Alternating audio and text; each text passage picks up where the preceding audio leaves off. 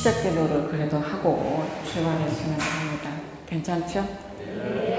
성부와 성자와 성령의 이름으로 네. 아무리 생각해도 대단한 일은 우리를 불러주셨다는 겁니다. 그것도 종이 아니라 자녀로서 불러주셨다는 겁니다. 그리고 우리가 살아갈 수 있는 힘을 주셨고요. 그것을 우리가 다시 고백하면서 오늘 강의 시작하겠습니다. 하늘에 계신 우리 아버지, 아버지의 이름이 거룩히 빛나시며 아버지의 나라가 오시며 아버지의 뜻이 하늘에서와 같이 땅에서도 이루어지소서.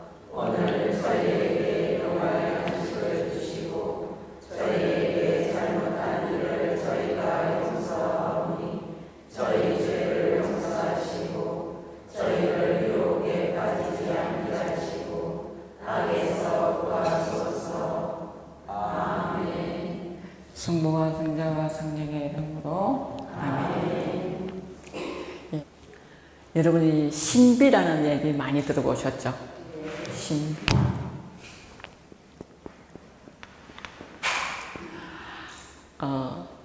내가 알 수 없는 영역에 대해서 막 붙이는 거는 신비가 아닙니다. 자기 마음대로 한 겁니다. 성경에서, 신약 성경에서 신비는 딱 6번밖에 말 안 합니다. 신비라는 그 원어가 들어있는 단어는 신약 성경에 6번밖에 없습니다. 3번은 공간복음에서 각 한 번씩 나옵니다. 마테오, 마르코, 루카에서 나오는데 언제 쓰시느냐 하면 하늘나라에 대해서 말씀하실 때 그렇게 얘기하십니다. 신비라고 얘기합니다. 그 다음에 네 번째 나오는 건 뭐냐면 부활을 말할 때 신비라고 말합니다. 죽음에 대해서는 신비라는 단어를 쓰지 않습니다. 그러나 부활은 뭐라고요? 신비라고 씁니다.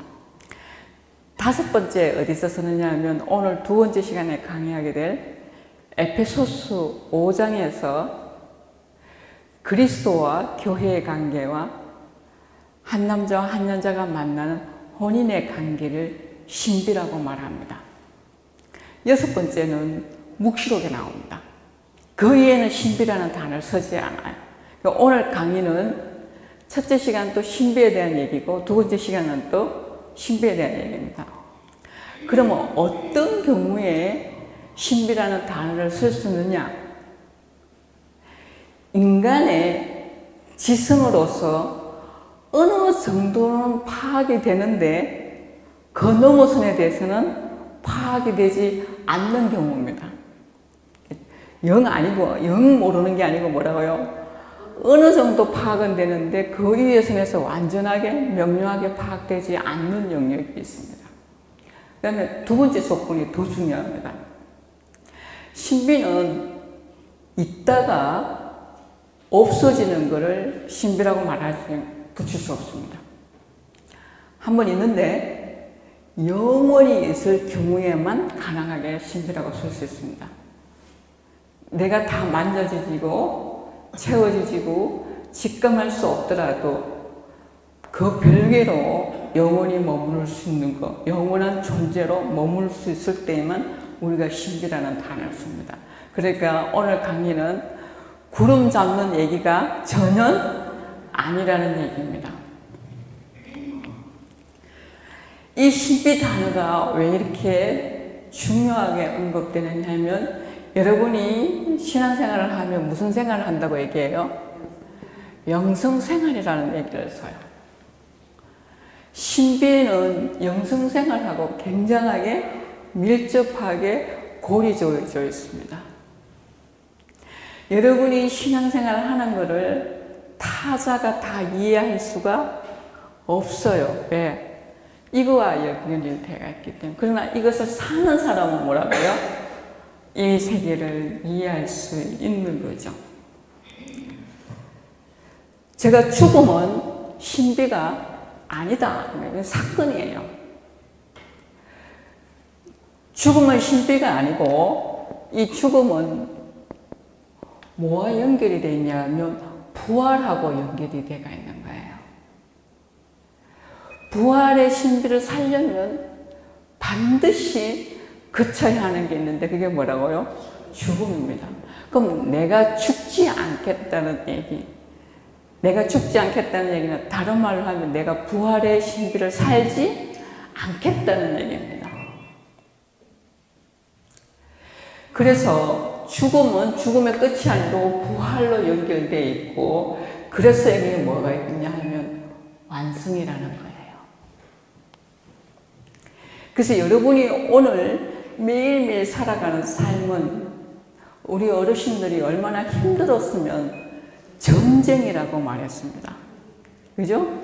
전쟁 뭐고요? 죽고 사느냐? 전쟁이었다는 거죠. 근데 더 이거를 신학적으로 얘기하면 완성을 향한 매일의 몸부림입니다. 내가 그 완성을 바라보지 않는다면, 희망하지 않는다면, 갈망하지 않는다면 필요하지 않는 작업이에요. 그냥 죽음에 쌓여서 매일매일을 살아가죠. 이 교리서에서 제3부가 죽음과 부활에 대한 얘기인데 제목이 몸의 부활이라고 이렇게 되어 있습니다. 64가에서 72가까지. 이 각 부는 모든 텍스트가 성경입니다. 3부의 주 텍스트는 뭐로 쏘고 계시느냐 하면 예수님과 사도가이들과의 대화입니다.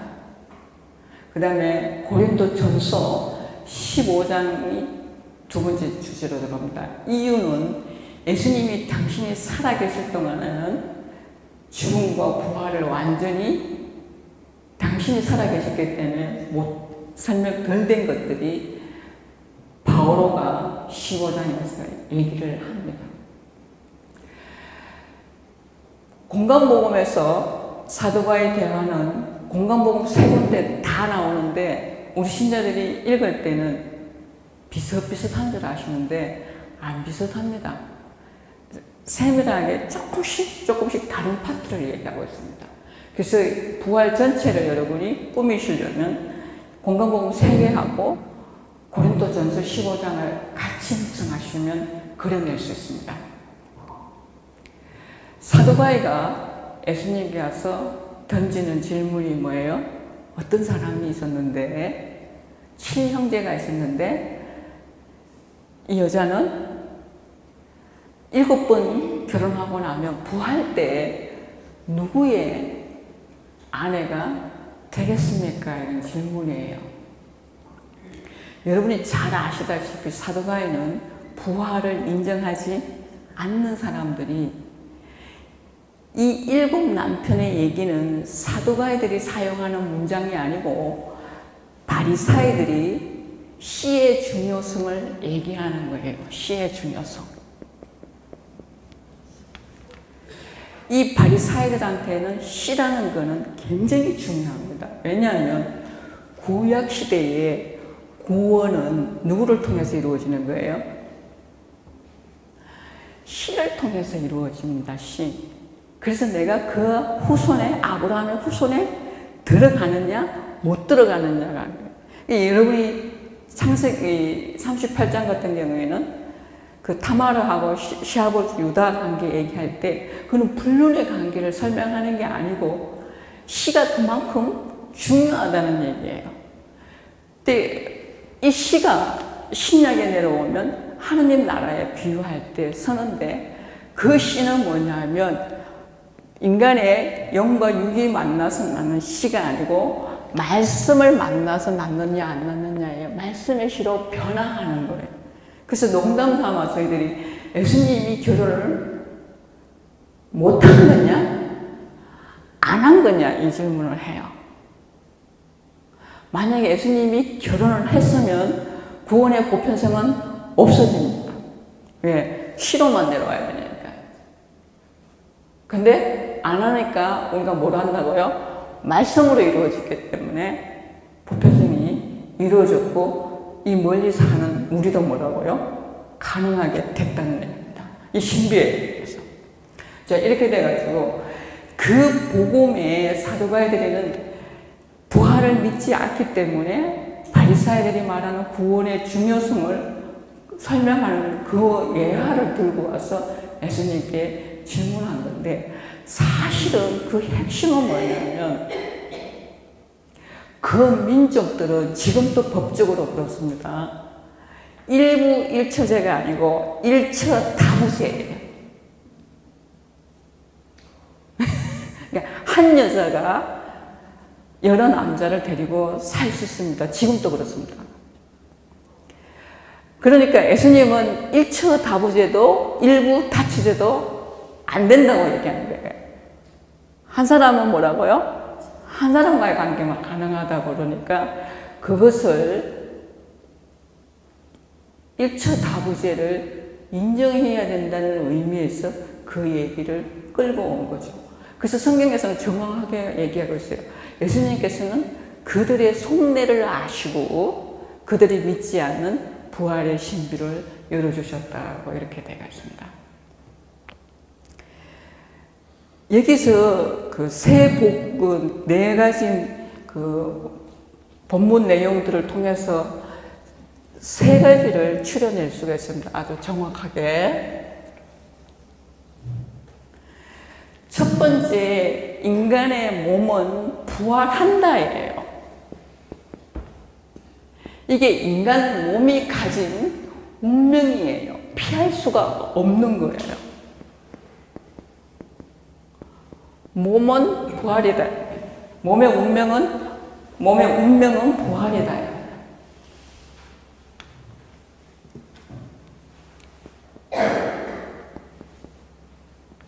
부활이다.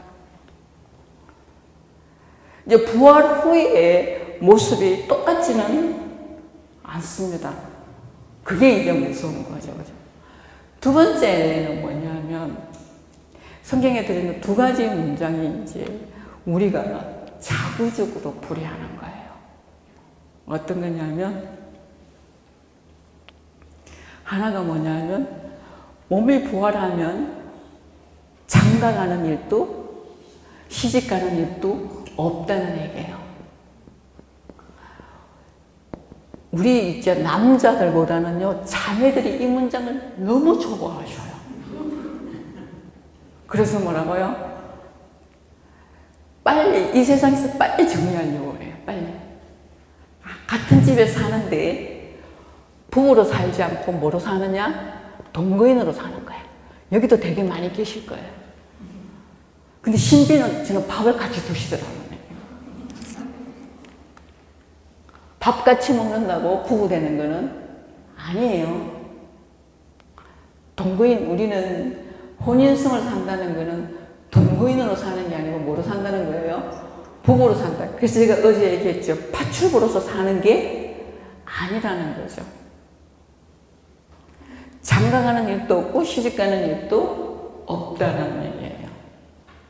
여러분 있잖아요. 요 말은 요 위에서 설명이 돼요. 여러분이 이 세상에 태어나셔가지고 원치 않든 정말 여러분 본인이 스스로 원했던 그런 조건이 아닌 곳에 주어졌고, 그리고 자기가 그거를 열고 세상을 살아가야 돼요. 완성시켜 나가야 돼요.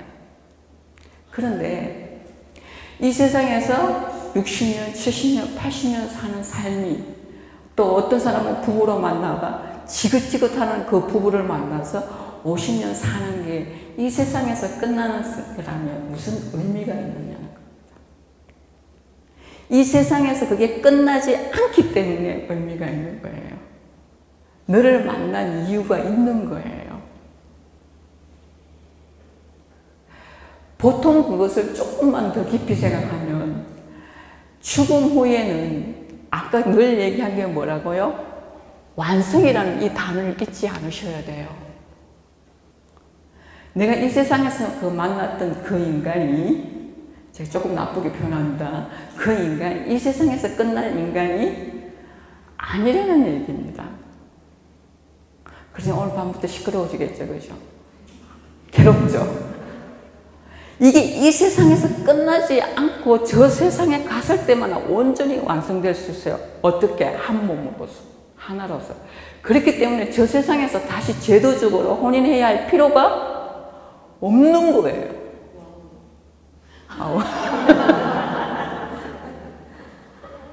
그래야 설명이 돼. 저 세상에 완성을 들어가는 길인데 거기서 무슨 새롭게 제도적으로 신랑 신부가 돼야 될 이유는 없는 거예요. 그 다음에 두 번째 말은 뭐냐면 저 세상에 가면 모두가 누구처럼 된다요? 천사처럼 된다는 이 말에 대해서 오해하고 계시는 거예요. 천사처럼 된다는 것은 내가 천사가 된다는 얘기가 아니에요. 천사의 속성이 있어요. 천사의 속성은 뭐예요? 더 이상 육적인 생각, 육의 욕망을 지배받지 않는 것들을 천사라고 이렇게 합니다. 그럼 우리는 이 세상에 살아 계실 동안은 육적인 생각의 지배와 영적인 생각의 지배 속에서 우리는 맨날 냉탕과 온탕을 반복하는 삶이죠. 근데 때때로 저녁에 생각하면 어디에 더 많은 지배를 받았다는 거예요? 육적인 욕망에 의해서 더 많이 지배를 받았다는 얘기예요. 근데 저 세상에서 부활했을 때는 더 이상 영적인 것이 육의 지배를 받는 것이 반대로 육적인 게 영적인 지배를 받지 않는다는 말을 천사처럼 한다는 게 천사처럼 된다는 거예요. 세 번째 중요한 거는 뭐냐면요. 그럼 어떻게 우리가 이 과정을 다 거칠 수 있느냐는 문제예요. 하느님이 내 안에 내재해 있다는 얘기를 어제를 사랑이라는 표현을 했죠. 그죠? 근데 그게 사랑인데 신약으로 오면 인격에 대해서 뭐라고요? 성령이라고 표현했습니다. 그죠? 그래서 제가 로마서 5장 5절을 예를 들어드렸잖아요. 그 성령이 내 안에 들어와 있는 이 성령이 언제 나를 떠날 수 있을까입니다. 한 번 들어온 이 성령이 여러분이 싫다고 나가라 한다고 해서 나가지 않습니다. 나가지는 않되 내 의사는 존중하기 때문에 잠자고 계시는 거죠. 잠자고 계시다가 내가 언제든지 일어나야 될 때는 일어나게 되어 있습니다. 내 동의가 필요하고 내가 동의해서. 그럼 이 성령이 내 안에 내재해 있는 이 성령이 하는 역할이 뭐냐는 거예요. 성령이 내 안에 들어올 때는 예수님 말씀이 하늘에서 땅에 들어올 때 아버지로부터 받아는 사명이 있었어요. 그 사명을 다 이루고 있다는 고백을 17장에서 요한복음 17장에서 하는 거죠. 그것처럼 성령도 나에게 파견받아가 누구로부터요? 성부와 성자로부터 파견받아 내 안에 들어온 이 성령은 보고해야 할 게 있는 거 있어요. 무슨 보고냐? 이 사람이 부활해서 완성에까지 도달할 수 있다고 가서 보고해야 되는 거예요. 이거는 굉장히 중요한 게 뭐냐면 성령의 역할인데 여러분이 하나님이 인간에게 주신 가장 절대적인 실수가 뭐냐 하면 자유라고 말합니다. 인간에게 자유를 줬다는 그건 하나님의 실수가 아니에요. 하나님이 얼마나 지혜로우신 분이냐면 인간에게 자유를 줬다는 그 문장에서 알 수가 있어요. 왜? 하나님이 우리에게 바라는 것은 뭐냐면 신랑 신부처럼 서로 주고받는 사랑을 하겠다는 얘기입니다. 신랑 신부 혼인승의 관계는 어제 얘기했죠. 사랑은 뭐라고요? 주체와 주체로서 상호 교환 관계에 놓여져 있어야 된다는 거죠. 그러니까 우리한테 상호 교환 관계를 하시는데 자유를 주지 않으면 나에게 자유를 주지 않으면 막말로 아주 막말로 하느님이 오늘 밤에 내한테 나타나시고 너 나를 사랑 안 하면 오늘 어떻게? 죽일 수도 있어 이렇게 얘기하신다고 가정합시다. 그죠? 그래서 내가 사랑을 하게 되면 그게 진짜 사랑일까요? 아니죠. 내한테 온전한 자유가 있을 때에만 사랑이 성립이 되거든요. 내 의지로 하는 사랑이니까. 그래서 하나님이 인간에게 자유를 준 것은 실수가 아닌 거예요. 그러면 왜 사랑하느냐 이거예요. 왜 사랑하느냐. 여러분 왜 사랑해요? 여러분이 사랑하려니까 너무 귀찮죠? 번거롭죠? 안 하면 여러분 마음은 모래밭입니다. 사막이에요. 힘 없어요. 힘만 없고 똥꼬집만 생겨요. 내가 사랑하는 사람인가 안 하는 사람의 차이점은 되게 간단합니다. 부드러운가 부드럽지 않은가. 여러분 뒤에 나무 많대요. 새수는 항상 위로 올라갑니다. 부드러워요. 죽음에 가까운 잎일수록 바닥에 있어요. 딱딱해요. 바뀌지 않는 거예요. 변화한다는 것은 절대선을 향해서 끊임없이 변화한다.